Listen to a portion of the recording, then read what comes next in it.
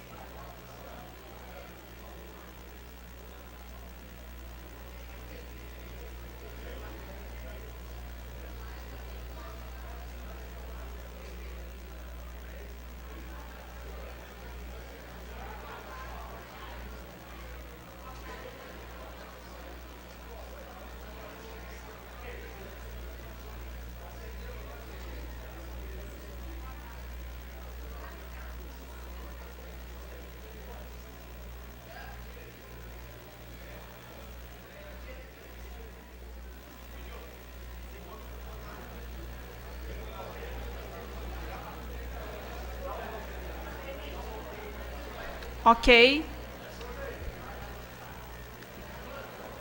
Boa tarde, senhoras e senhores. Em nome da deputada federal Carmen Zanotto e da Comissão Especial do PL 7197 de 2002, que trata da revisão das medidas educativas do ECA, damos início à reunião pública para discutir este projeto de lei e apensados em Santa Catarina e conhecer a realidade local das instituições.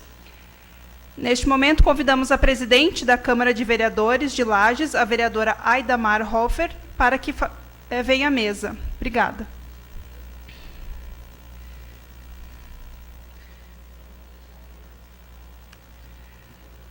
Convidamos a deputada federal Carmen Zanotto, coordenadora da Comissão Especial. O juiz auxiliar da presidência do Conselho Nacional de Justiça, Alexandre Takashima, o diretor de Administração Socioeducativa de Santa Catarina, o senhor Zeno Augusto Tressoldi, representando neste ato a Secretaria de Estado de Justiça e Cidadania.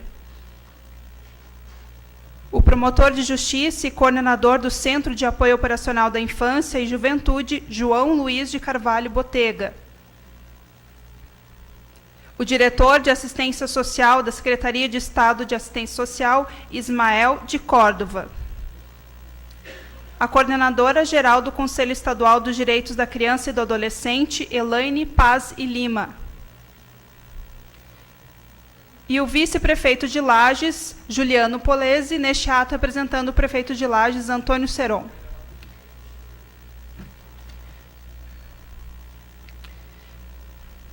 Registramos e agradecemos a presença de Ieda Maria Piva, secretária de Assistência Social de Bom Jardim da Serra, Rafael de Melo Cardoso, do 1º Batalhão Ferroviário, neste ato representando o comandante Luiz Carlos Thomas Silva. João Sérgio Vasco Neto, coordenador do CRES de Tijucas e representando a Prefeitura de Tijucas. Ivon Antônio de Souza, agente da Secretaria de Socioeducativa, gerente de plantão de atendimento inicial de Florianópolis. Luiz Gustavo Assinque, neste ato, representando o secretário da Agência de Desenvolvimento Regional de Lages, João Alberto Duarte. Professor Tiago Meneghel, reitor do IFSC de Lages.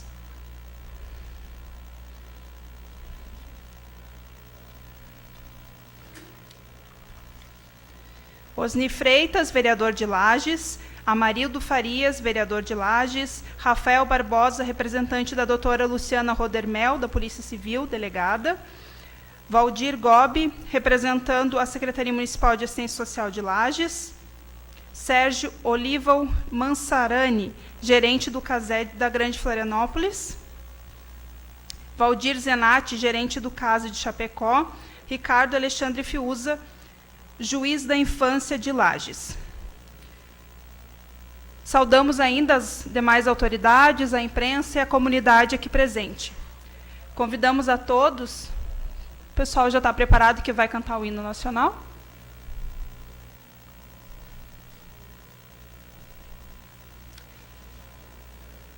O nosso hino nacional será interpretado pela jovem Ângela Royer, acompanhada do instrumentista Gustavo Floriani. Então, convidamos a todos para que, em posição de respeito, ouvimos o hino nacional.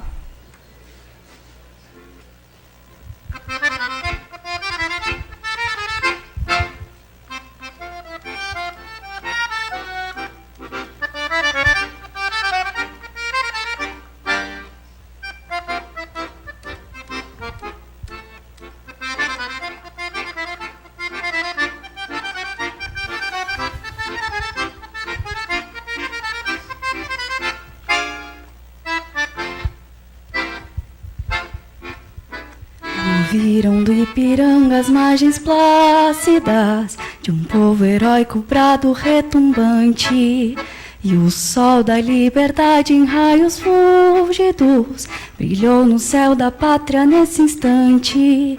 Se o penhor dessa igualdade conseguimos conquistar com um braço forte, em teu seio, ó liberdade, desafia o nosso peito à própria morte.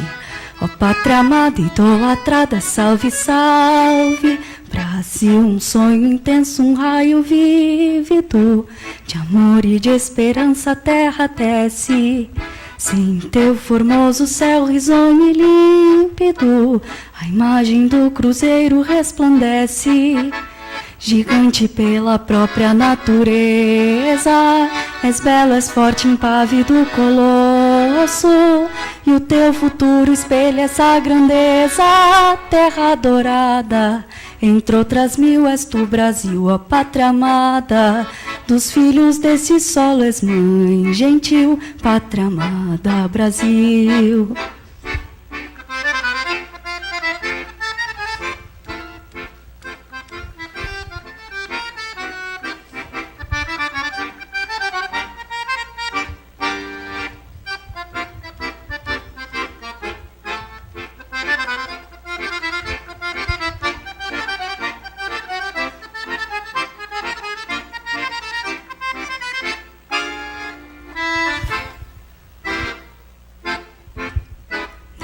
Deitado eternamente em berço esplêndido, ao som do mar e à luz do céu profundo, fulguras, ó Brasil, florão da América, iluminado ao sol do novo mundo.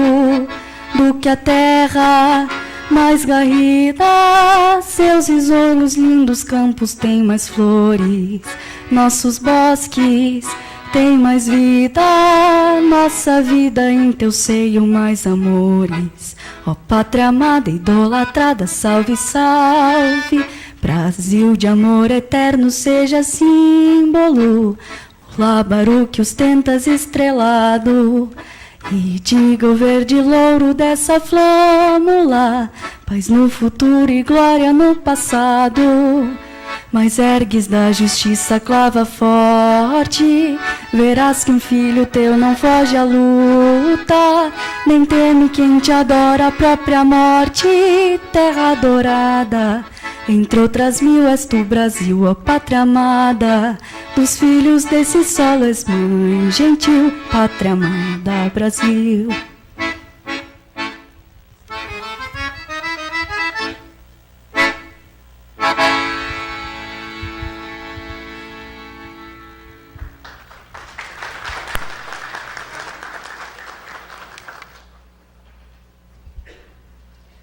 Obrigada à jovem e ao Gustavo que fizeram essa excelente apresentação. Registramos ainda a presença do vereador Lucas Neves, que neste ato está representando o presidente da Assembleia Legislativa de Santa Catarina, o senhor Silvio Drevik, a assessora parlamentar Ângela Poleto, que representa o deputado estadual Gabriel Ribeiro, o assessor parlamentar Yuri Amaral, que está representando o deputado federal Pedro Uzaki.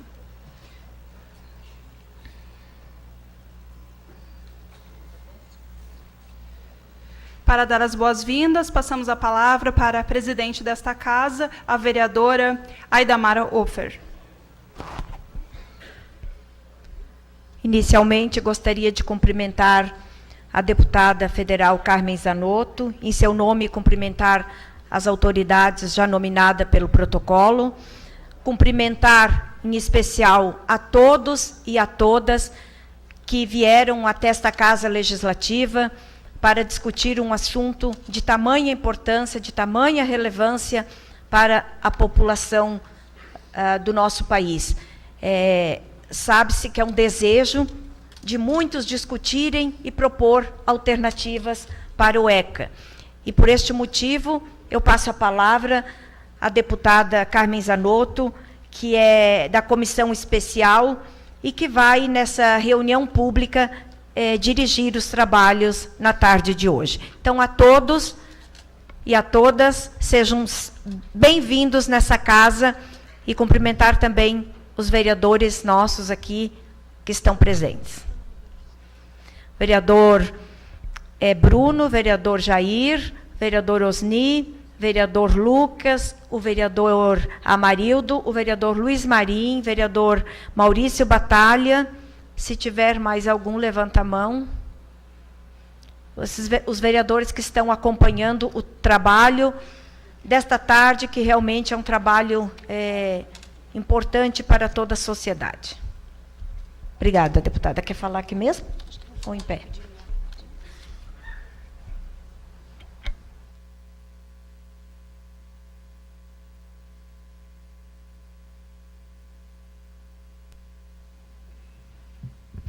Quero, respeitosamente, saudando a nossa presidente da Câmara de Vereadores do município de Lages, a vereadora Aidamar, saudar todas as autoridades que estão aqui conosco, do Estado, do município, da região, a cada um e cada uma que está aqui conosco para discutirmos um pouquinho um tema que é pauta na Câmara Federal. Lá estamos com uma comissão especial, discutindo efetivamente 53 projetos de lei que tratam da revisão do Estatuto da Criança e do Adolescente, aonde estamos comemorando já 27 anos deste Estatuto. Deveríamos ter ele absolutamente implementado, e aqui nós temos toda a rede de assistência social. Em especial, deveríamos estar debruçados e garantindo todos os direitos fundamentais que estão aqui previstos, como está previsto no artigo 277 da nossa Constituição Federal. Mas eu costumo dizer lá na casa, que é uma casa de leis, que entre uma legislação bem construída e a prática efetiva e o acontecimento na ponta de tudo aquilo que está no texto legal, nós temos um abismo. E não é diferente com relação aos nossos adolescentes em conflito com a lei.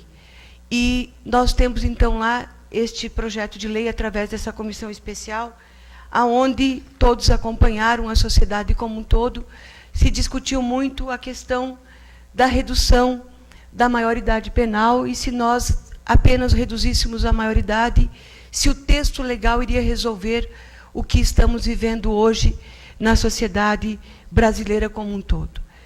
A partir daquele debate, a PEC está no Senado Federal, nós recebemos o projeto de lei, um deles é do senador José Serra, o 333 de 2015, mas nós temos projetos de lei como o 7197, que é de 2002.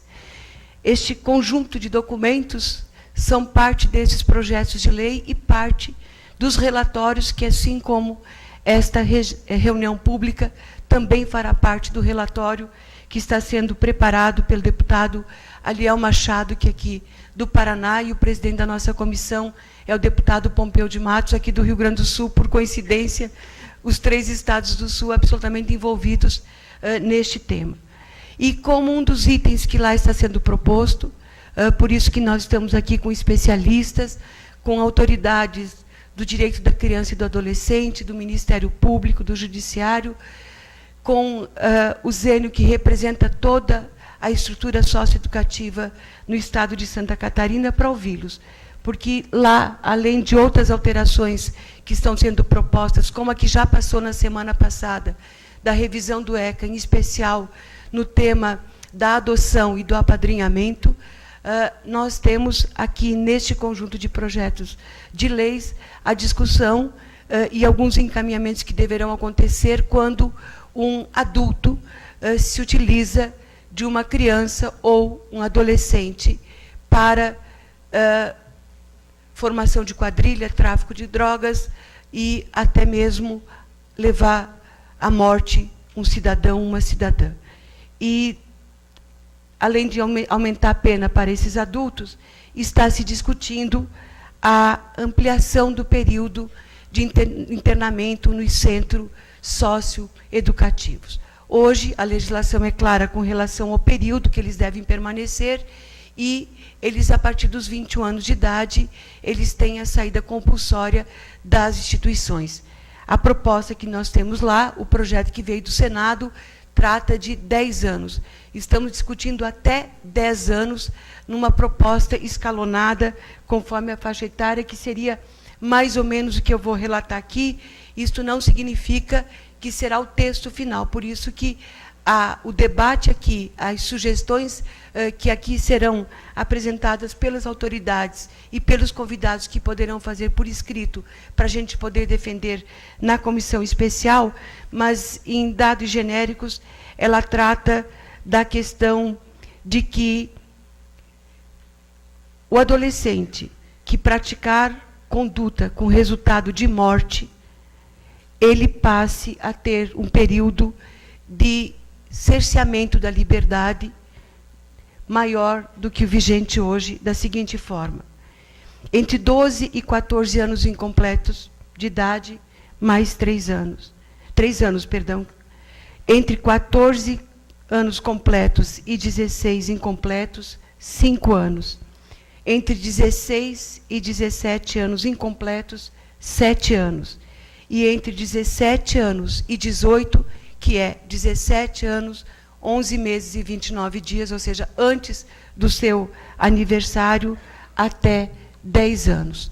A grande pergunta que a gente faz e a grande ponderação também, temos que alterar a legislação porque todos, família, sociedade, Estado, representado por todos os seus entes, não conseguiu garantir às nossas crianças e adolescentes o que está previsto na legislação, no ECA, e o que está previsto na Constituição Federal. Mas basta também nós ampliarmos o período de cerceamento de liberdade destes adolescentes, ou nós temos que nos debruçar cada vez mais na estrutura, sim, mas os recursos humanos que estão atendendo os adolescentes em conflito com a lei, na questão pedagógica, como estamos devolvendo hoje os adolescentes que já cometeram um ato infracional e que cumpriram o período determinado de medida privativa da liberdade. Temos estudos sobre os nossos egressos, temos estudos sobre o número de casos que têm reincidência. Como estão os dados no nosso estado de Santa Catarina, para que a gente possa fazer os comparativos com relação aos dados do país como um todo. E alguns ficam muito tristes quando eu digo isso, eu posso comparar o sistema prisional catarinense com o sistema prisional brasileiro, dizendo que nós temos problemas, sim, em Santa Catarina. Ainda temos muitos problemas no sistema prisional, tanto o masculino quanto o feminino, como o sistema misto, que alguns presídios ainda são mistos no nosso estado. Mais longe, me acredite, de ser o que se vê em outros presídios brasileiros. Em alguns presídios você não entra. Você mal circula a muralha porque o espaço interno está destruído. Em alguns presídios deste país, muitos deles, as visitas íntimas são no coletivo. 10 mulheres cerceadas da liberdade recebendo visita íntima no mesmo espaço físico. Quando não temos crianças e adolescentes acompanhando esta mesma visita. O que queremos para um futuro? Queremos todos e desejamos todos, por isso que tenho certeza que as senhoras e os senhores estão aqui conosco. Queremos ter segurança, mas para que a gente possa ter um futuro mais seguro, menos adolescentes privados de liberdade, precisamos, acima de tudo, e aqui quero fazer um grande apelo, precisamos investir nos primeiros anos de vida. Ou nós mudamos, ou seremos mudados na lógica de que não terá recurso público suficiente para enfrentar a violência se nós não investirmos na principal fase da vida, que é dos 0 aos 6 anos de idade. Independente de quem seja o governante de plantão, nós precisamos, porque os estudos científicos estão mostrando, e faço aqui um desafio, comparem as crianças, independente da condição social, que são amadas, que são estimuladas precocemente, com crianças que não recebem o mesmo carinho, o mesmo afeto e o mesmo estímulo precoce. E a comparação pode ser feita a partir, inclusive, do vocabulário. A diferença de vocabulário de uma criança bem amada, de uma criança bem estimulada, com uma criança que os pais ou os responsáveis não tiveram ou não têm o conhecimento sobre a importância e a magnitude que é investir nesses anos de vida.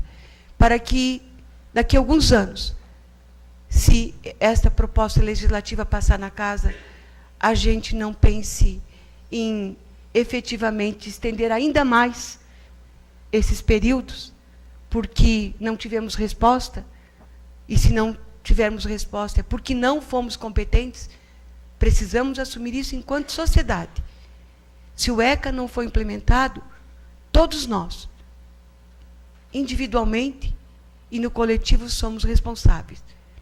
Agora, não podemos, em hipótese alguma, com toda a informação que temos hoje, daqui a alguns anos estarmos dizendo assim, não demos conta, já se passaram mais 10, 20 anos e a violência e as nossas crianças e adolescentes continuam, lamentavelmente, cometendo atos infracionais. Criança, ela precisa de medidas protetivas.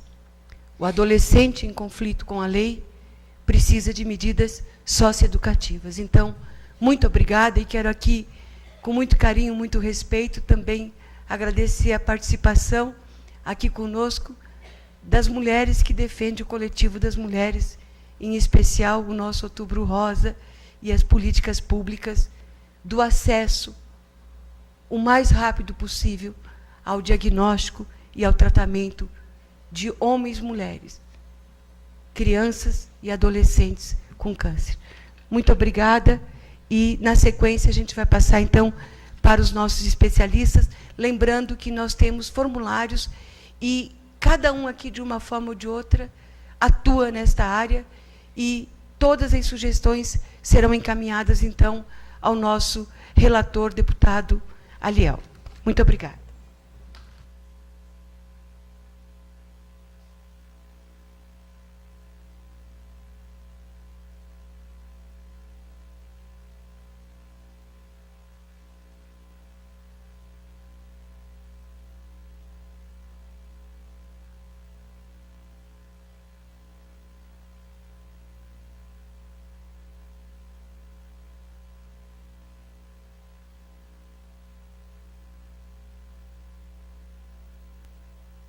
Gostaríamos de registrar a presença do Dr. Célio Spagnoli, presidente da UB de Lages, que inclusive acompanhou as visitas no Centro Socioeducativo aqui de Lages, o reitor da Uniplac, Luiz Carlos Flegger, e também o vereador Maurício Batalha, ao qual fazemos um agradecimento especial por ter intermediado a sede deste evento, junto à nossa presidente Aida Mar Ofer. Passamos, então, novamente a palavra para a deputada Carmen Zanotto, que vai continuar a coordenação do evento. Muito obrigada. Então, os trabalhos da mesa, cada expositor tem até 10 minutos. Aqueles que puderem fazer a sua exposição num prazo menor, nós agradecemos. Aqueles que precisarem um pouquinho a mais para concluir, é fundamental, mas lembrando que nós temos que respeitar o horário da casa, que hoje é segunda-feira.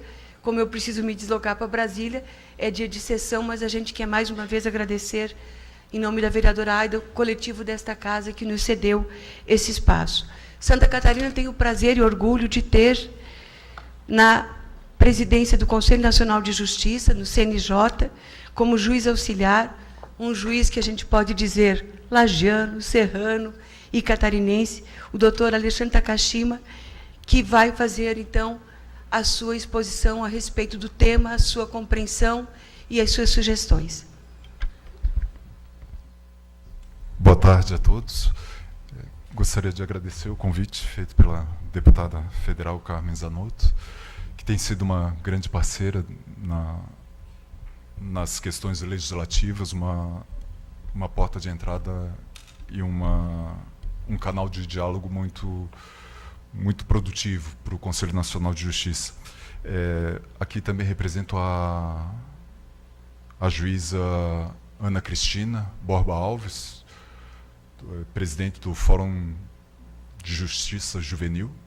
Ela, infelizmente, é juíza da Vara da Infância e Juventude de São José e, infelizmente, não pôde comparecer por motivo de audiências lá na unidade dela.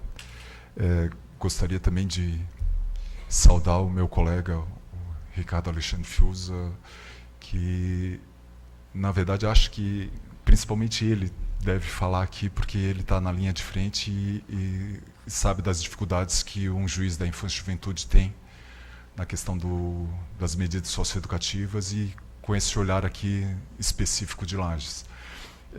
Dentro das minhas atribuições, lá no Conselho Nacional de Justiça, tenho acompanhado toda essa movimentação legislativa e, de fato, são 52 projetos de leis, 53 que está aglutinando.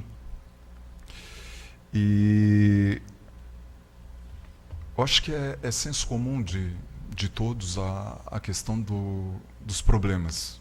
Eu acho que ninguém está feliz com o socioeducativo.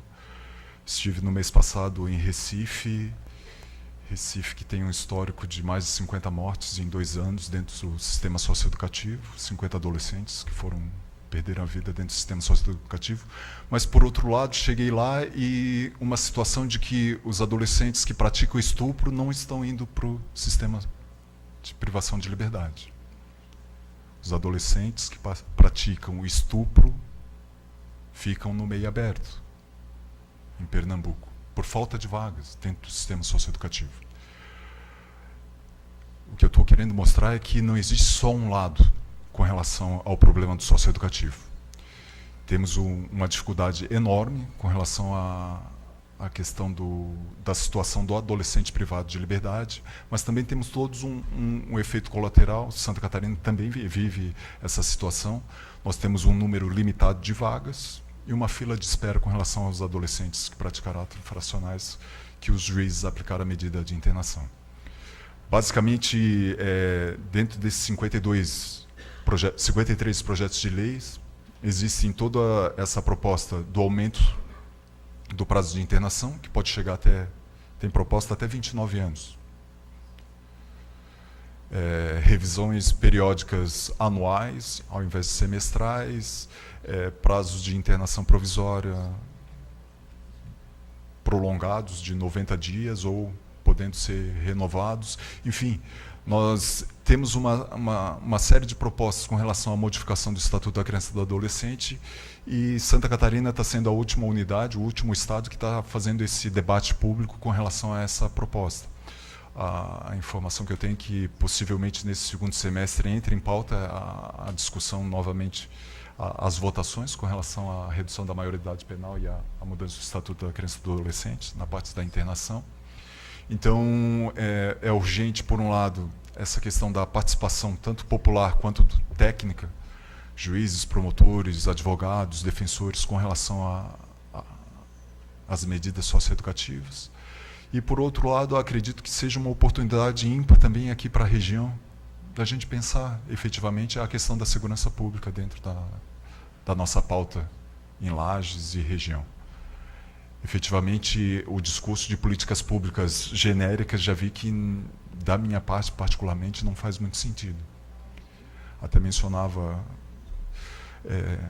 hoje que um discurso de aumento de números de policiais militares, de armamento, você enfrenta um tipo de criminalidade, um tipo de violência. Mas eu, acompanhando outras pautas, na questão de violência sexual contra crianças e adolescentes, mais de 90% dos agressores são de dentro de casa. Então, quando a gente fala violência e segurança pública, a gente não pode generalizar. Na verdade, a gente tem uma pauta de violência muito específica. Violência contra mulheres, contra idosos, enfim. Talvez seja o momento de nós começarmos a conversar, um diálogo mais franco e objetivo com relação a o que efetivamente nós podemos fazer para a questão da violência. O levantamento do Unicef apontou de que, ano passado, foram quase 65 mil mortes aqui no Brasil, mortes violentas, principalmente por arma de fogo.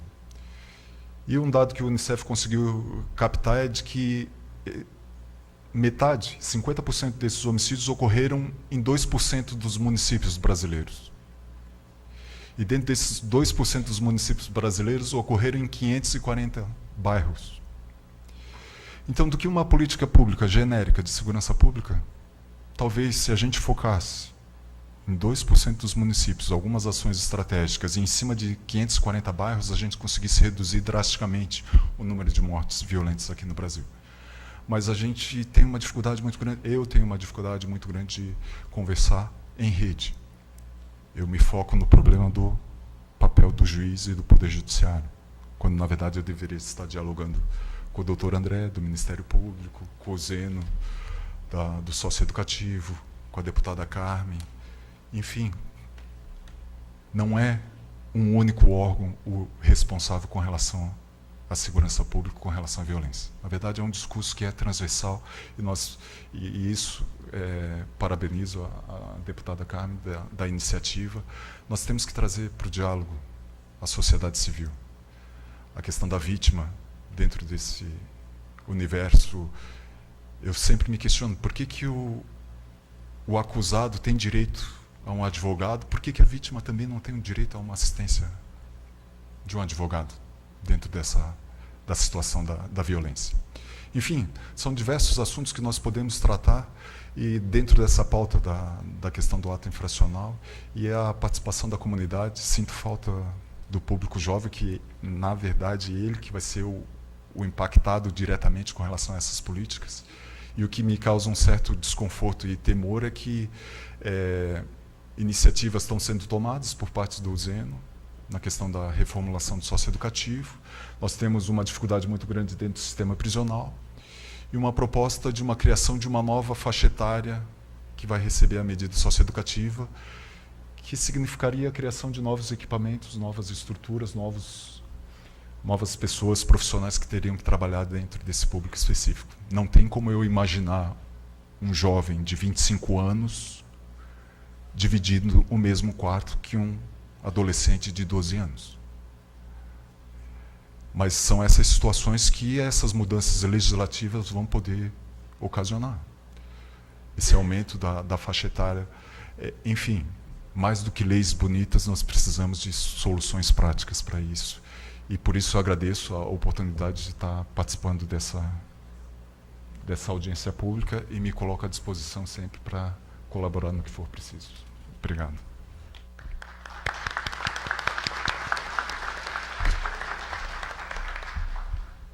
Obrigada, doutor Alexandre. Nós passamos, então, ao promotor de justiça e coordenador do Centro de Apoio Educacional da Infância e da Juventude, doutor João Luiz de Carvalho Botelho.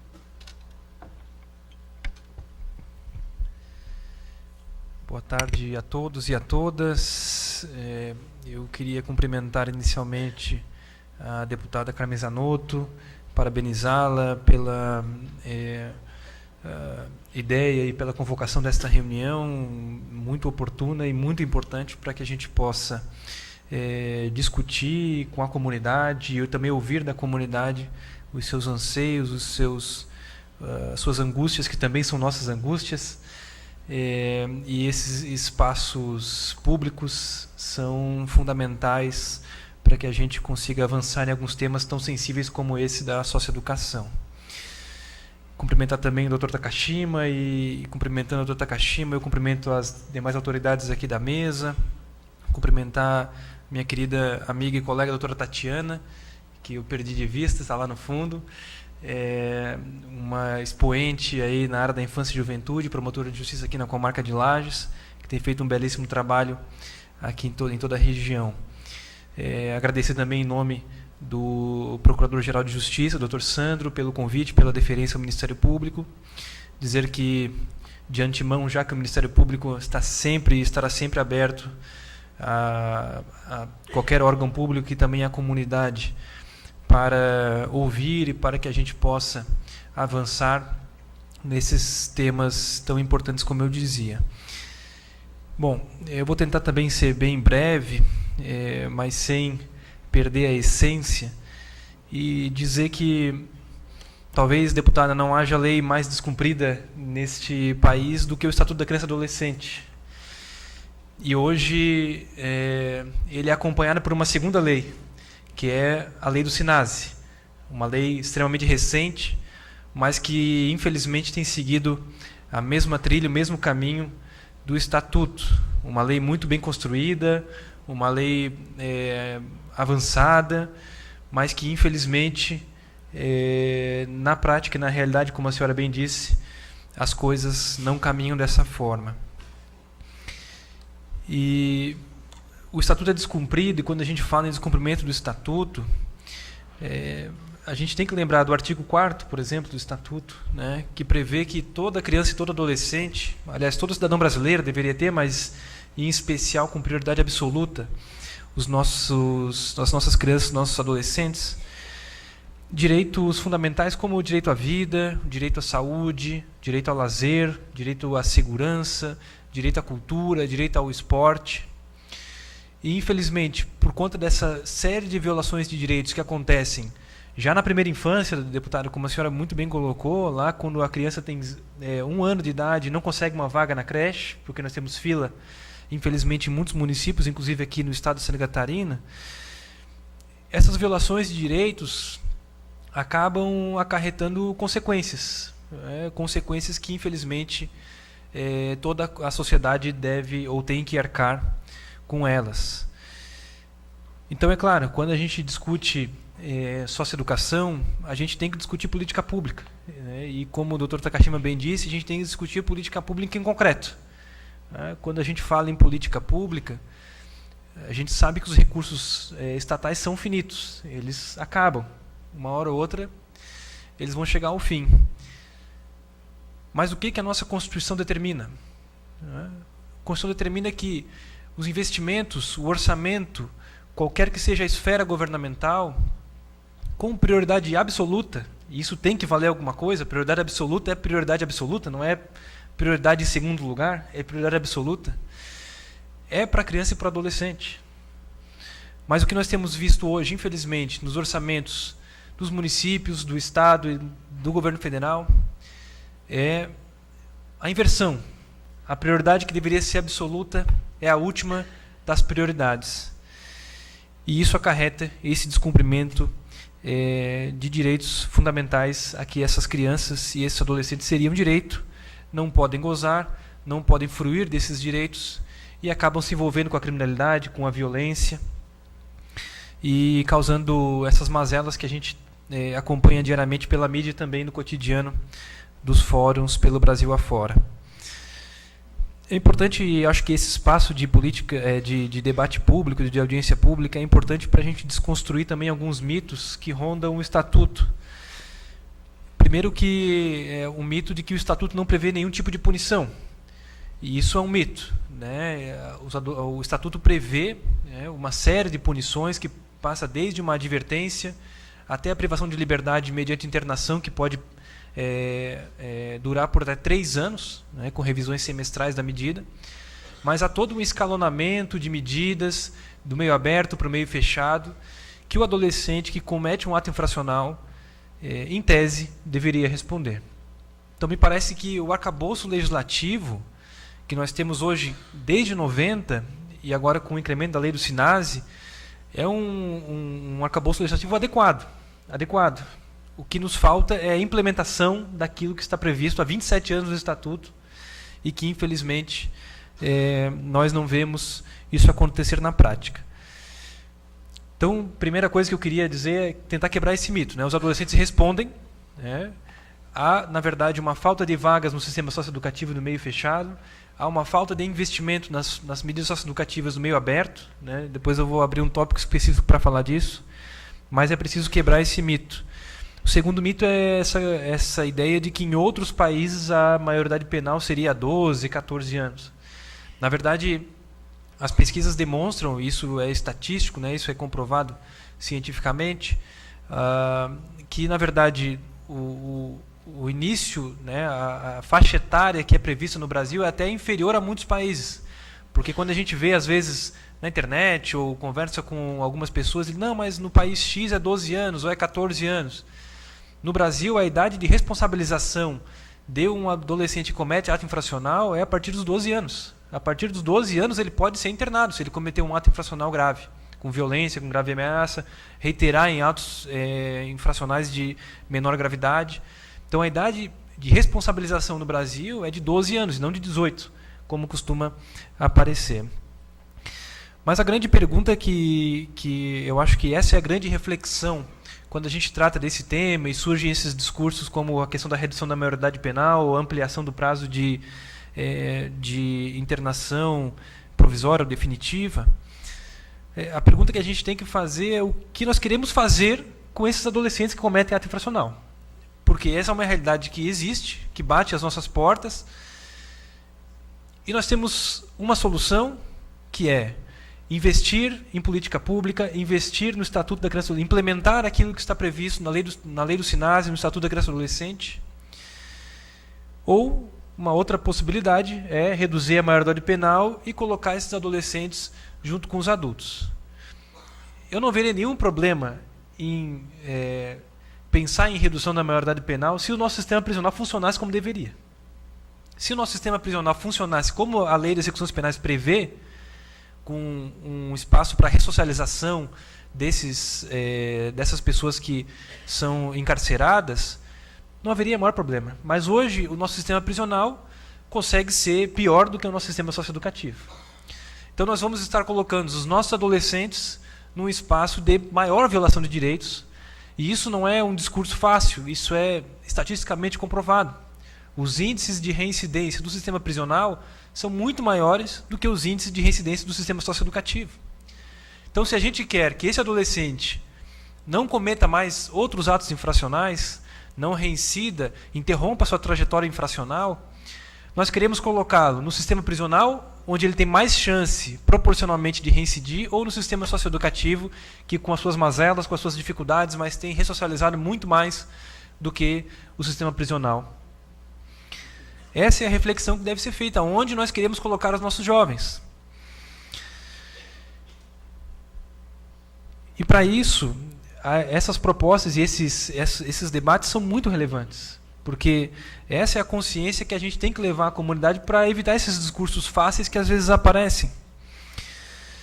E eu vejo, deputada, a discussão com relação à ampliação do tempo, indo mais concretamente agora para o nosso debate, eu vejo com muita preocupação, né? Em primeiro lugar, essa preocupação que o Dr. Takashima já havia colocado. Nós vamos ampliar, então, a faixa de idade de internação de 12 para 28 ou 29 anos. Se for 10 anos, até 27 anos, 11 meses. Nós vamos criar novas estruturas ou vamos deixar que esses adolescentes ou esses adultos, né, uma pessoa com 27 anos é um adulto, conviva com um adolescente com 12, 13 anos de idade? Será que a gente não está violando direitos, né? O Estatuto prevê novas estruturas ou vai permitir esse convívio? se prevê novas estruturas, com que recursos serão construídas essas novas estruturas? Uma questão que foi lembrada pela doutora Tatiana, quem eu agradeço. Aumentamos o tempo de internação para 8 anos. Haverá previsão de progressão, de saída temporária, de algum tipo de garantia desse direito? Os adultos têm saída temporária, de acordo com a lei de execuções penais. O adolescente vai poder ficar 10 anos internado sem saída temporária, sem possibilidade de progressão. O prazo de revisão, que para muito além da discussão a respeito do tempo de internação, se vai ser 3, 5, 8 anos, mas de quanto em quanto tempo será revisada essa medida. Hoje a revisão é de 6 meses. Pode ser adequada, pode ser inadequada, talvez de acordo com a gravidade do ato infracional pudesse ser pensado em algo nesse sentido também. Mas me parece que é uma discussão talvez até mais importante do que o tempo de internação, porque são poucos adolescentes que vão permanecer por 8 anos, que seja por 3 anos hoje, são poucos adolescentes que permanecem por 3 anos. A maioria cumpre 6 meses, 1 ano, que vai depender do seu comportamento dentro da unidade. Agora, se nós ampliarmos esse prazo para 1 ano, por exemplo, que hoje é de 6 meses, nós corremos um risco seríssimo de um colapso do sistema socioeducativo. Porque os adolescentes hoje, em 6 meses, são reavaliados e encaminhados para outras medidas socioeducativas. Se tivermos que ficar com esses adolescentes por 1 ano, nós teremos algum problema que já enfrentamos de superlotação, e isso será agravado de forma exponencial. E aí a gente não pode falar de socioeducação, deputada, sem falar no seu financiamento. De que forma vai ser financiado, vão ser financiadas essas vagas que serão ampliadas ou que serão criadas por conta dessa ampliação do tempo de internação. Haverá recursos para construção de novas unidades?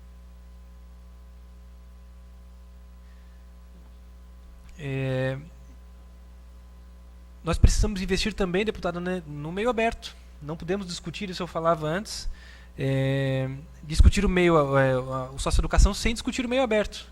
O meio aberto, as medidas que são de prestação de serviço à comunidade e liberdade assistida.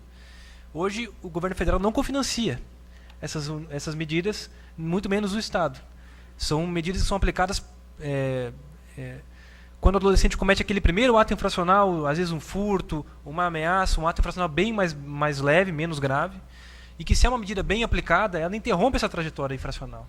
Mas, infelizmente, hoje os municípios arcam sozinhos com esse financiamento.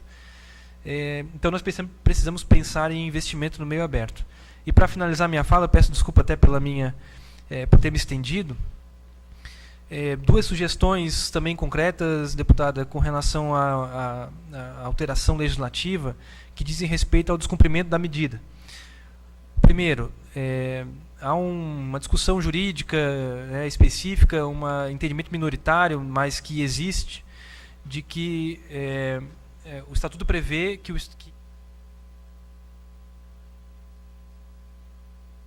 prometo que mais 1 minuto eu encerro. Que quando a medida é aplicada pelo Ministério Público em sede de remissão, é como forma de exclusão do processo. Então, há um entendimento minoritário que, como o Ministério Público aplica essa medida como forma de exclusão do processo, ele automaticamente não poderia depois representar o adolescente pelo descumprimento dessa medida. Então, o adolescente não cumpre a medida e ele não cumpre depois a medida. Nenhuma medida, não é processado por isso, porque há um entendimento que diz que, como exclui o processo, não poderia haver uma sugestão de inclusão de um parágrafo no artigo 126 do ECA, prevendo que o descumprimento da medida, mesmo como forma de exclusão, permitiria o oferecimento de representação pelo Ministério Público. E também a definição do que é descumprimento de medida, porque hoje há adolescentes também que cumprem medida de internação-sanção, que são essas que acarretam, depois do descumprimento da medida, que acabam sendo internados provisoriamente ou definitivamente, sem um processo judicial também com garantia de ampla defesa e contraditório, como a Constituição permite. Então, seriam essas 2 sugestões também mais concretas que eu faria. Peço novamente desculpa por ter me estendido, mas é um tema que me angustia muito, e agradeço novamente e me coloco à disposição para o debate. Obrigado.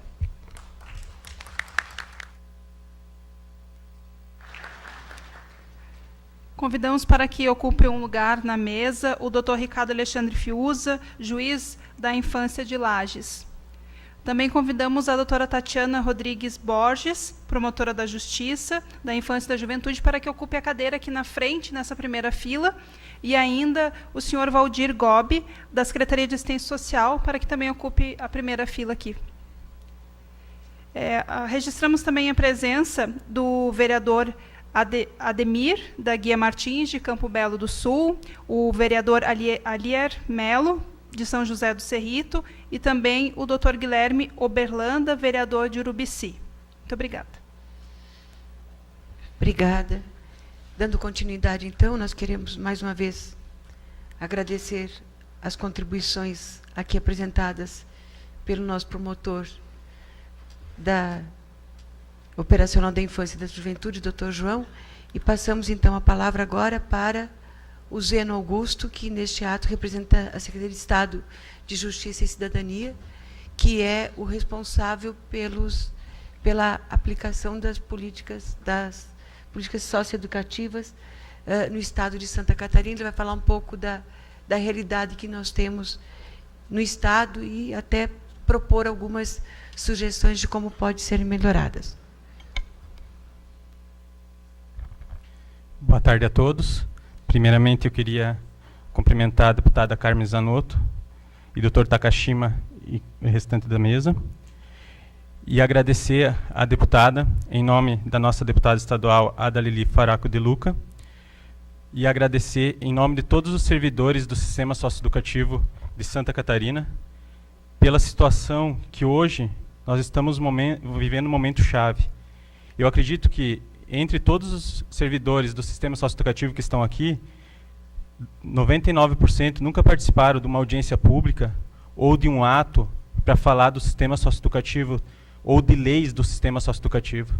Todos os servidores sempre têm que assumir um papel muito difícil perante a sociedade, que é o papel de ressocializar o adolescente em conflito com a lei, e muitas vezes nós, servidores do sistema socioeducativo, temos que aceitar leis de cima para baixo, leis que nunca nós, servidores, somos ouvidos, escutados e ver a nossa realidade, que é a realidade do sistema socioeducativo, onde muitos de nós adoecem, muitos de nós perdem a vida, muitos de nós estamos ali 24 horas por 72, 8 horas por semana, mas estamos ali, fazendo o papel do sistema socioeducativo. Então, deputada, muito obrigado. Eu acho que esse é uma questão crucial para nós, fazer parte da construção disso. Em continuidade, para nós falar de aumento da medida socioeducativa para o jovem até 29 anos, nós precisamos começar a conversar sobre financiamento federal. Hoje, o sistema socioeducativo não possui um fundo socioeducativo. Nós precisamos de um fundo socioeducativo federal. O sistema penitenciário possui o sistema do FUPEM, que é o Fundo Penitenciário, que agrega em torno de 2% de vínculos de loterias da Caixa, que seria o que poderia fazer diferença no sistema socioeducativo. Ter aquela verba federal garantida, destina multas do Detran, ou destina uma porcentagem das loterias da Caixa Econômica, mas tem que ter o Fundo Socioeducativo Federal. Nós precisamos ter uma verba federal para financiar isso. Para aí sim nós começar a conversar do aumento da idade da medida socioeducativa ou a diminuição da idade penal. Continuando nessa mesma linha, eu queria deixar claro que, no momento, eu não tenho os dados de incidência dos índices de reincidência, mas vamos levantar e me comprometo de expor para a mesa. Falando de aumento de tempo da medida socioeducativa, nós precisamos falar da incompletude inconstitucional. O que é isso? É fazer a política pública funcionar. É o apoio da rede no sistema socioeducativo. O SINASE prevê que cada política pública tem esse papel. Hoje, é o DEASE, é o Departamento de Administração Socioeducativa, que é responsável por tudo. E muitas vezes as demais políticas públicas não funcionam. Ainda estamos em várias propostas, estamos conversando com a educação, estamos conversando com a saúde, mas precisamos unir forças e encaixar as engrenagens para isso acontecer, senão o SINASE nunca vai ser implementado. Para aí sim nós falar em aumento de tempo de medida socioeducativa. Esse jovem de 27 anos, o que nós queremos para ele no sistema socioeducativo? Nós queremos um sistema de socioeducação, que socioeducação com quem tem 27 anos não vai ser feito. Com 29 anos não vai ser feito. Esse adolescente, esse jovem, ele vai, como o Dr. João falou, ele vai ficar junto com o adolescente de 12 anos. Hoje nós não temos estrutura para falar em questão de abrir mais novas unidades para jovens de 29 anos. A população hoje carcerária, 80% da população carcerária hoje é de 18 a 29 anos. Isso vai ser destinado ao sistema socioeducativo. Claro, em crimes específicos na lei. Porém, nós precisamos ter base que em poucos meses o sistema vai entrar em colapso. Se nós falar em medida socioeducativa iniciando com 3 anos a revisão inicial, então nós nem começamos a falar, porque daí a vaga fica garantida para esse adolescente por 3 anos.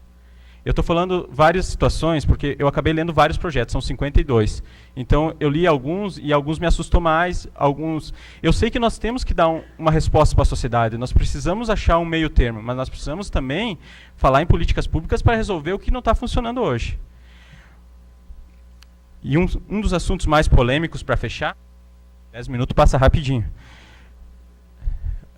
Um dos assuntos mais polêmicos, para fechar, que é um dos assuntos que é pouco discutido e é pouco falado, é organizações criminosas. O que seria organizações criminosas? O perfil nosso do adolescente hoje é outro. Não é o mesmo perfil do adolescente de 10 anos atrás. Hoje, nós temos organizações criminosas no sistema socioeducativo.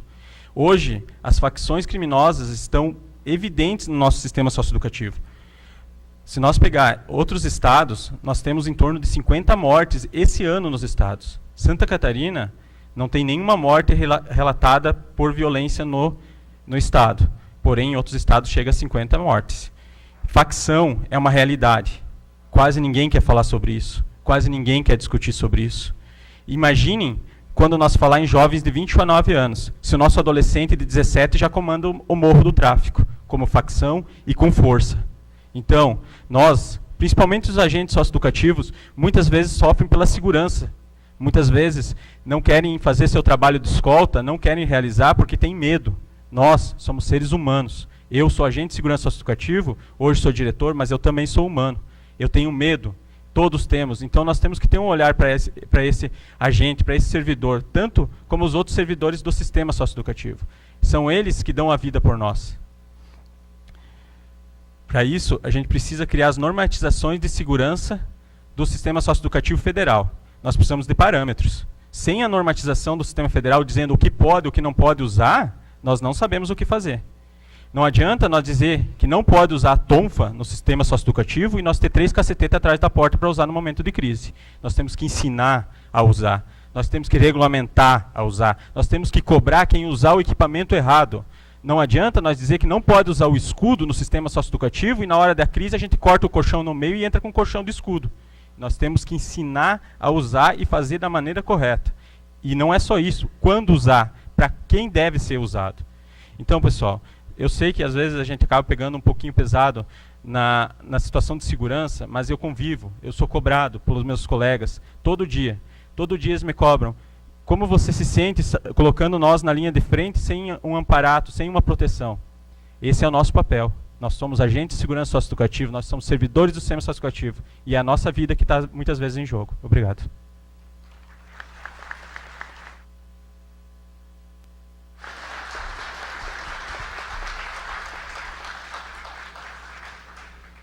Obrigada, Zeno. Agora eu passo para a senhora Elaine Paz e Lima, que é a coordenadora-geral do Conselho Estadual dos Direitos da Criança e do Adolescente. Posso ficar de pé? Não, tá bom. Boa tarde a todos, a todas. Enquanto Conselho Estadual dos Direitos da Criança e do Adolescente, como coordenadora, agora estou coordenadora adjunta do Conselho Estadual dos Direitos, esse assunto para nós, socioeducativo, sistema socioeducativo, Há mais de 20 anos se discute o sistema socioeducativo em Santa Catarina, dentro do Conselho Estadual dos Direitos. Eu represento no Conselho Estadual dos Direitos a sociedade civil. Faço parte, represento o Fórum dos Direitos da Criança e do Adolescente no Conselho Estadual. O nosso olhar, quanto Conselho Estadual dos Direitos da Criança e do Adolescente, o sistema socioeducativo em Santa Catarina é um sistema falido. É um sistema, e quando eu coloco como sistema falido, eu estou falando em nome do Conselho Estadual dos Direitos da Criança e do Adolescente. Essa fala eu fiz o ano passado, em 2016, ano passado, na Assembleia Legislativa, numa audiência pública solicitada pelo SEDCA, a Comissão da Criança e Adolescente da Assembleia Legislativa, para discutirmos o sistema socioeducativo em Santa Catarina. E eu não posso falar de sistema socioeducativo sem olhar no investimento na primeira infância, deputada, como a senhora colocou. Tudo começa antes da criança nascer. Começa com a formação dos pais, desse pai, dessa moça, desse moço que vão ser pais. O investimento e o que traz do marco legal da primeira infância, o investimento nessa mãe gestante, nessa família que está gestando uma criança. E para essa criança nascer saudável e nascer com todos os seus direitos assegurados. E dentro do Conselho Estadual, eu tenho levantado essa bandeira sempre, de que nós temos que olhar as políticas sociais públicas desde antes desta criança nascer. Nós temos que ter o olhar desde o artigo 227 da Constituição Brasileira, artigo 4º do Estatuto, que já foi aqui hoje mencionado. Temos que investir, e o Estatuto, o artigo 4º, artigo 227, ele é muito claro quando ele diz: é dever da família, da sociedade, do poder público. Coloca em primeiro lugar a família, na educação dos seus filhos. E esse olhar, essa família, ela é responsável na educação dos seus filhos? É. Só que ela precisa contar com o poder, com a comunidade, com o poder público, municipal, estadual e federal, na garantia das políticas sociais a partir da primeira infância. Eu me assusto demais quando li nos últimos dias que em Santa Catarina nós estamos com aproximadamente 72 mil crianças e adolescentes fora das instituições educacionais. Para mim isso é assustador e indignante. Porque o que acontece? O que se levanta? O que se discute? Enquanto nós não investirmos na infância, na criança, no adolescente, se o poder público não assumir o seu papel, não garantir o que eu chamo da política nacional, a toda a luta que foi dos movimentos sociais no estabelecimento do chamado Plano Nacional de Educação, que eu chamo Política Nacional de Educação, não um mero plano, é uma política nacional de educação, aonde traz desde a primeira infância. E tenho dito e disse, e vou continuar dizendo por muito tempo, enquanto nós não investirmos, o poder público e a sociedade não investirmos nas políticas sociais, que essa criança esteja, como está lá no plano nacional, na política nacional, a educação em tempo integral. Só mais um segundinho, por favor. Em tempo integral e integrada. Por quê? Se a instituição pública, o poder público não investir, não assumir essa criança dentro das suas responsabilidades constitucionais, quem vai adotar esta criança, esse adolescente? O traficante. Que é o que mais se ouve falar hoje. O tráfico de droga. A criança, adolescente está sendo aliciada em instituições de educação infantil de repassar a droga, de levar a droga, de repassar. Então, o desafio para nós, quanto conselho, passa por aí. Porque nós precisamos olhar o direito, ou os direitos constitucionais dessa criança. E aí vem o último ponto, para refletir. Nós temos um grande desafio no estado de Santa Catarina, no funcionamento efetivo dos conselhos municipais de direitos e nos conselhos tutelares. 90% dos nossos conselhos municipais de direitos não funcionam, só estão ali pro forma. Então, os conselhos municipais, seja o da assistência social, mas aqui estou falando dos direitos da criança e do adolescente, precisam assumir o seu papel. Os conselhos municipais, os conselhos tutelares, o conselheiro tutelar, os conselhos tutelares têm que assumir o seu papel. Mas têm que assumir o seu papel, não assumem por quê? Disse em Blumenau, no Congresso, e vou dizer aqui. Enquanto gestor público municipal, estadual, interferir para que os conselhos não funcionem, nós vamos continuar tendo criança e vamos estar fazendo o jogo que a sociedade quer, que a imprensa vem fazendo, ter os meninos e meninas presos na cadeia. Obrigada.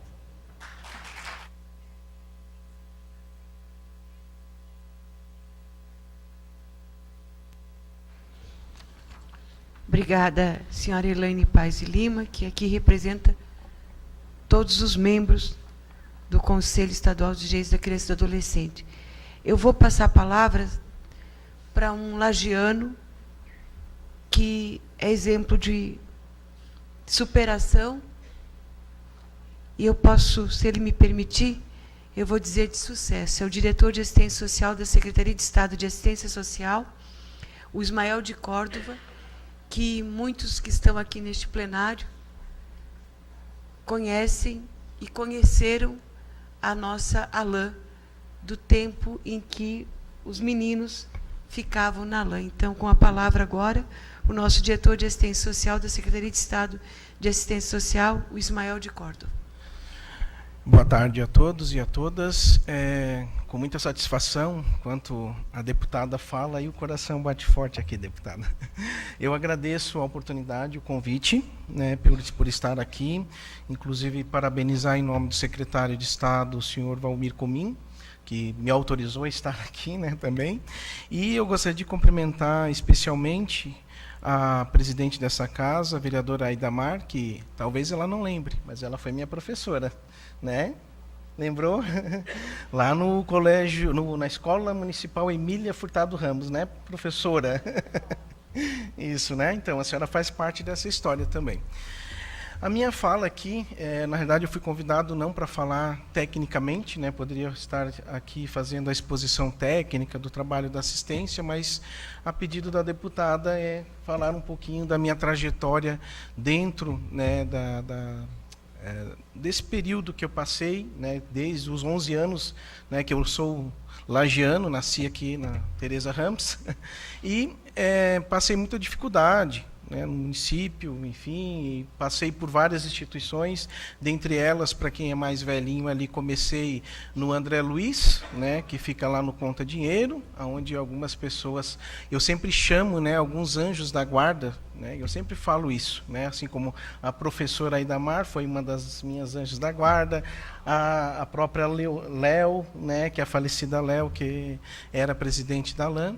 Enfim, lá no André Luiz eu conheci o professor o tio Renato, o tio Zé Arno, né, que na época a gente chamava. Depois a gente foi tendo outras dificuldades, os trabalhos foram fechando, a gente foi aí aqui ao lado, né, no projeto Amo, também aonde passei, aonde fui engraxate, cuidava do rotativo, né? Mas o que é importante disso, né? O importante disso é comentar com vocês, dividir essa história que, enquanto engraxate, que eu estava aqui no Calçadão de Lages, e é quando eu passo, enquanto diretor, em todos os municípios, a gente faz essa fala, porque ela está muito vinculada à assistência social, né? Esse olhar diferenciado para as pessoas, para a criança, para o adolescente, para o idoso, né? Para toda a nossa população. E eu tive aqui o convívio, né, com outros colegas, né, de praça, né, que cheiravam cola, né, que cometiam ato infracional, e eu estava ali junto. Inclusive, não me envergonho de dizer que até pela influência acabei cometendo alguns. E acabei depois indo também para a FUCABEM, e aí, por último, então, cheguei na ALAN, né? Então, aquele menino, né, negro, pobre, que não tem mais como, não tem mais jeito, passou por várias instituições, então desacreditado, realmente desacreditado, né? E, na realidade, através de uma assistente social, que foi a Bernadette, que ela está hoje na Secretaria Municipal da Mulher, né, vereador, isso, né, a qual eu já estendo também meu abraço, fiquei de visitá-la, mas não vai dar tempo, mas vai ter outra oportunidade. Então, que passou, e com o seu olhar muito humano, né, me viu ali junto com esses outros meninos e me deu a oportunidade de ir para uma instituição, né, que era a Associação Lagiana de Assistência ao Menor, né, a ALAN. E lá, então, através de disciplinas, né, porque não é você que é retirado da tua família, você não consegue vislumbrar naquele momento, naquela idade, 11, 12, 13 anos, um bem sendo feito para você, né? Você não tem esse discernimento. Então, você queria ficar perto da sua mãe, né? Aquela mãe que, né, me violentava, que era alcoólatra, né, que não tinha as condições para que eu conseguisse ter um futuro, né? E então foi feita essa retirada momentânea, e dentro da ALAN, então, conheci outros anjos da guarda, que eu sempre falo, né? Uma delas é a Maria Barcaro, que também é advogada, né, que foi minha madrinha no seminário, o próprio senhor Rosenburg Figueiredo, que era o gerente administrativo da, então, Papel e Celulose Catarinense em Correia Pinto, né, a própria professora de português que me ensinou a ler, que eu digo, né, que me deu o ensinar a ler, não é aprender a alfabetização, é ensinar a ter gosto pela leitura, né? É isso que a professora Ineita Aquino, também no Colégio Industrial. Então, assim, fui tendo as oportunidades, né? Fui puxado na orelha várias vezes, como é normal da adolescência, né? Adolescência é isso.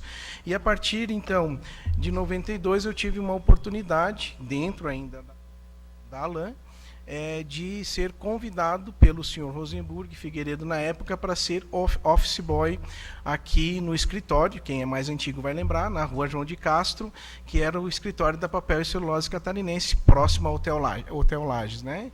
Imagina, esse menino, como eu falei, né, não tinha, ninguém acreditava, era ali praticamente um moleque de rua. E aí ele me chama para ir trabalhar dentro do escritório, onde eu fazia os pagamentos da empresa, né? Vinha lá de Correia Pinto, fazia os pagamentos dentro dos bancos ali, era outro formato, não tinha internet, né? Era outra realidade. Então, e acreditou, né? Acreditou nesse menino. E assim como eu tinha mais outros 20 meninos também dentro da ALAN.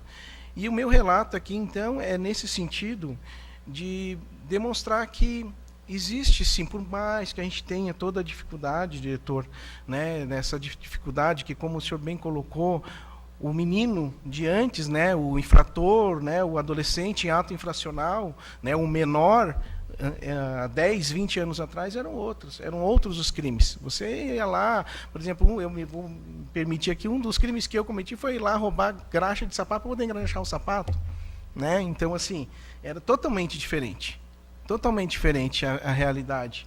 Então, assim, claro, hoje nós temos aí adolescentes com alto grau de periculosidade que acaba tendo essas ameaças, mas eu acho que mesmo assim a gente não pode desistir de acreditar no ser humano, de acreditar que a gente pode e consegue, né, fazer a diferença. Nós, enquanto profissionais, né, eu estou falando agora enquanto profissionais, eu estou na assistência, estou como diretor da assistência, sempre todas as ações que eu faço é pensando naquele que está na ponta, porque eu procuro a todo momento retribuir aquilo que eu recebi. Para mim, foi o dia que eu encontrei a Bernadette no Coegemas, lá em Florianópolis, né? Ela não lembrava de mim, né? E eu, claro, cheguei, contei, lembra de mim? Não, não lembro, contei a história. Então, nós dois nos emocionamos muito, porque imagina para ela, enquanto profissional, o que é o resgate, poder saber que ela conseguiu fazer o resgate de pelo menos uma adolescente, né?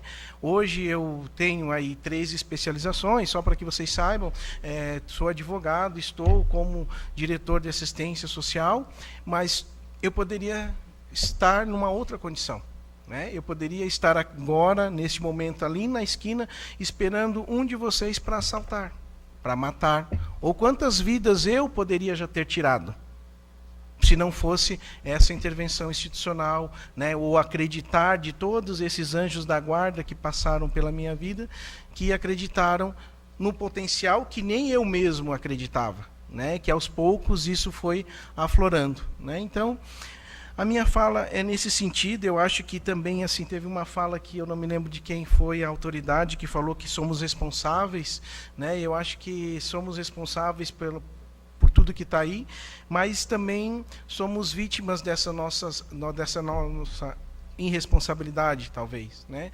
Porque se não agirmos, se não fizermos a diferença em cada um dos locais onde estamos, aonde vamos, né, em relação a essa questão do ato infracional da criança e adolescência, se não priorizarmos dentro do orçamento, deputada, se não priorizarmos, a situação não vai mudar, né? Então a gente precisa garantir o orçamento prioritário para criança e adolescente em todas as suas esferas, porque senão a gente vai continuar, como dizem na linguagem popular, secando o gelo, né? E não é nosso. Acho que a reunião não tem esse objetivo, nós que estamos reunidos aqui não temos esse objetivo. Então eu acho que a questão orçamentária, porque política pública nenhuma se faz sem recurso, né? E agora nós temos aí a possibilidade, salvo engano, foi para o Congresso o orçamento, né? Então eu acho que esse é um momento crucial para que a gente possa ter lá na ponta, aonde estão os profissionais, né? Que eu gostaria de parabenizar também todos os profissionais aí né, socioeducativa aí, onde eles estão, para que tenham essa possibilidade de estarem qualificados, de terem protegidos, de ter essas capacitações, como já foi colocado aqui. Então, mas tudo isso depende de orçamento, infelizmente, né? A gente faz o nosso trabalho, mas sem esse suporte da gestão do governo, né, não se consegue fazer nada.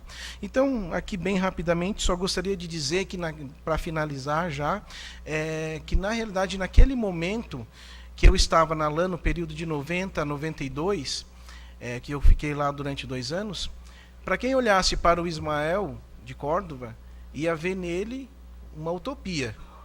Jamais iria acreditar, né, que ele poderia chegar aonde chegou. Então, se chegasse lá, naquele momento, fizesse um recorte, e falasse, algum dos meninos aqui vai ocupar um dos cargos dentro de uma Secretaria de Estado, né?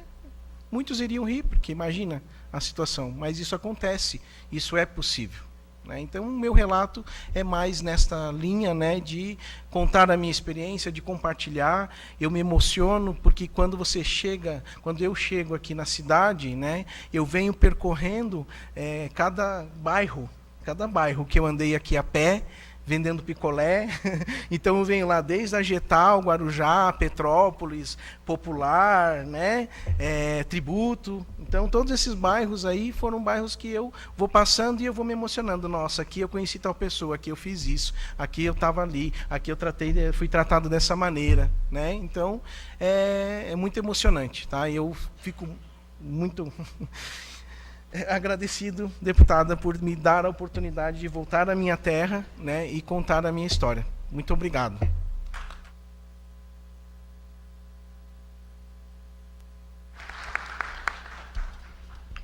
Obrigada.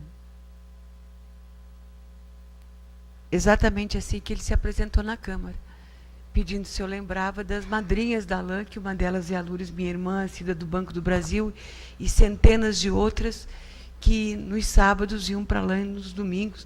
Então, quando a gente convidou o Ismael, a gente convidou com este propósito de dizer que é possível, sim, que a gente precisa acreditar que se cada um de nós fizermos um pouquinho da diferença, a gente efetivamente vai conseguir buscar, talvez não o caminho ideal, mas o melhor caminho, inclusive, para essas propostas legislativas. Porque eu imagino como é que os vereadores, a partir da nossa presidente da Câmara que está aqui, e os vereadores que estão aqui, devem estar se perguntando e pensando. A posição nossa de legislador é muito complexa. Alguns escolhem o caminho mais fácil, sem discutir muito, escolhem o caminho e vamos por aqui. Outros tentam fazer as várias avaliações de qual poderá ser a melhor proposta. E aí a gente acaba sofrendo um pouco mais, porque, a partir destes projetos, inclusive, que estão em análise, se eu parar para pensar, eu diria assim, mas também não dá para mexer, né, doutor Fiuza? Vamos deixar do jeito que está?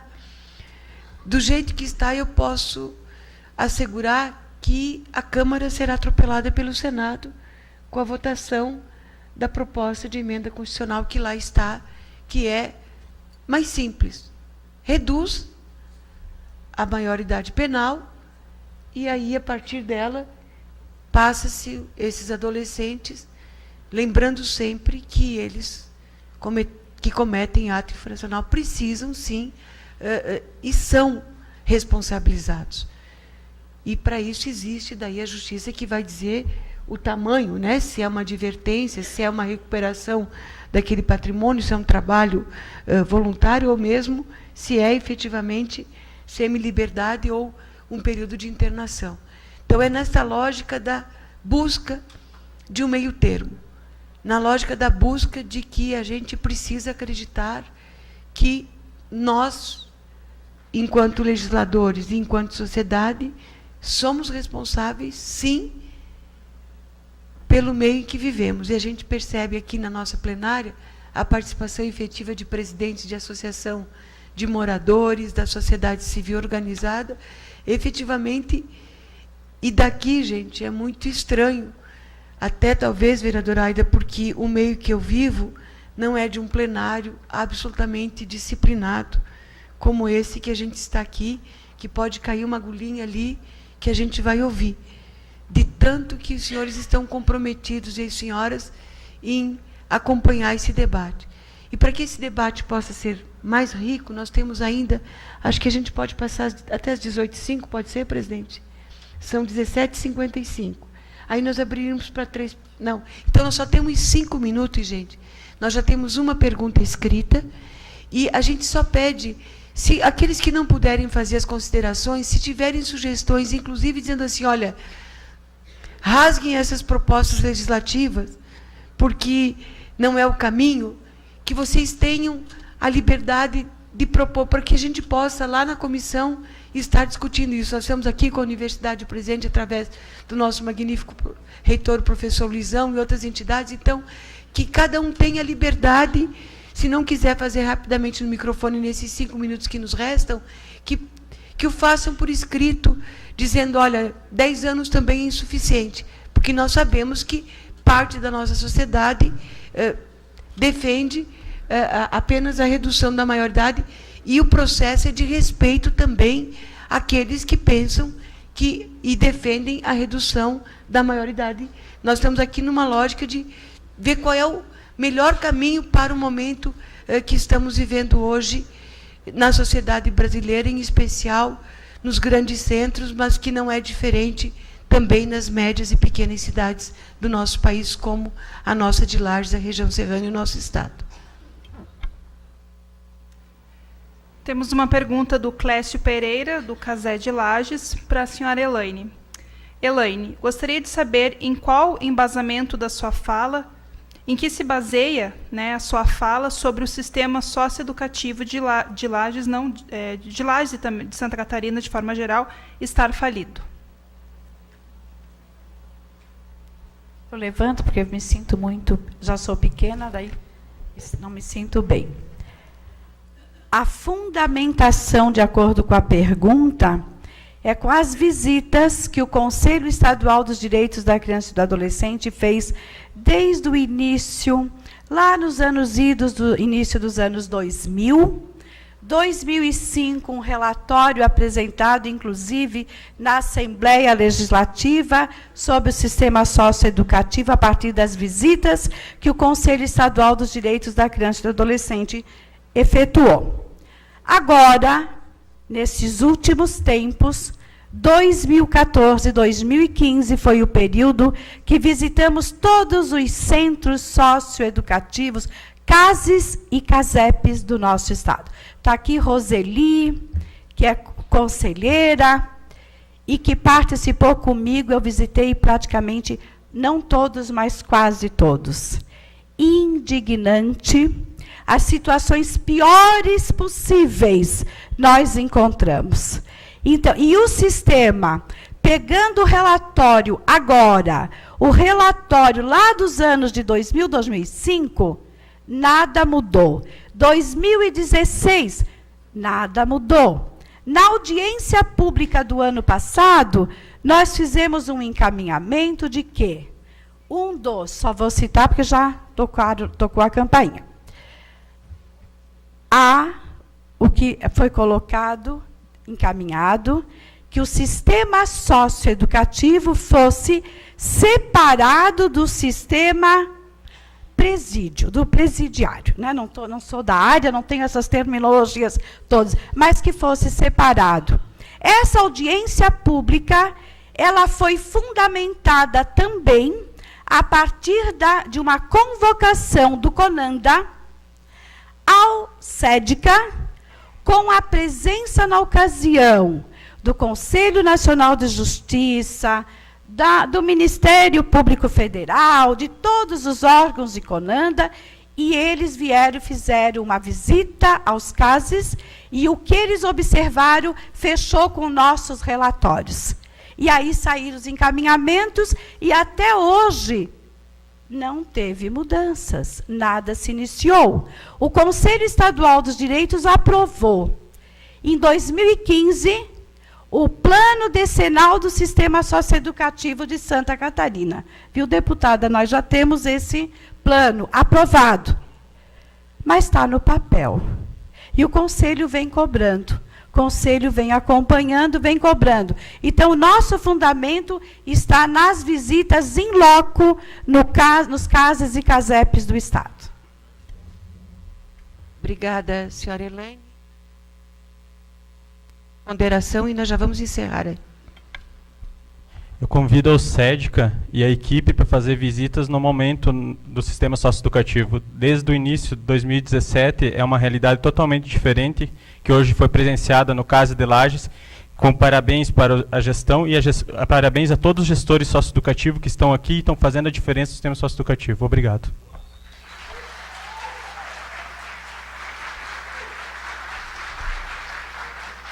Obrigada, Zeno. Informamos que, ao final do evento, as pessoas que solicitaram os certificados, eles serão entregues ali na recepção. As sugestões e também considerações, se os senhores quiserem deixar por escrito, também serão entregues à comissão. Obrigada. Eu quero agradecer a todos.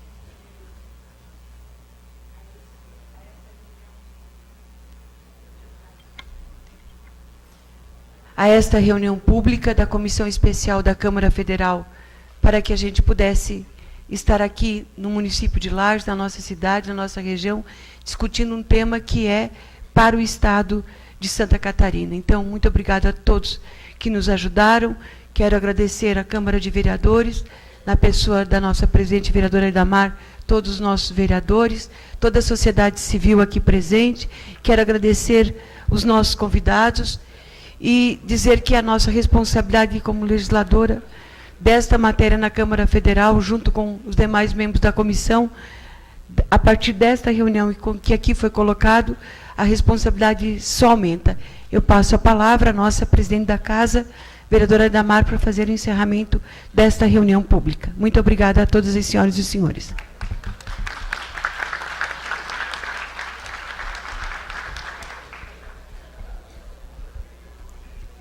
Eu gostaria de, inicialmente, deputada, parabenizar Vossa Excelência pela iniciativa de trazer à discussão este tema, mas, ao mesmo tempo, sugerir que tenha que ser com maior,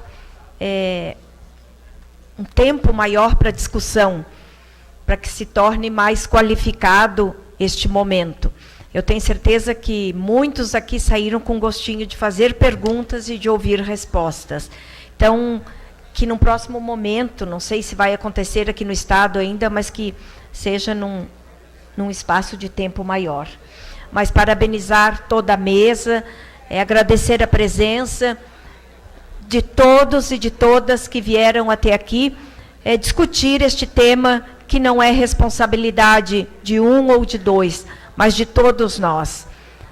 Pedimos escusas também por não poder ceder o tempo, mas é regimental, nós temos horário na TV do Legislativo e precisamos iniciar a sessão. Então, boa noite a todos, um bom retorno às suas casas e parabéns mais uma vez, deputada.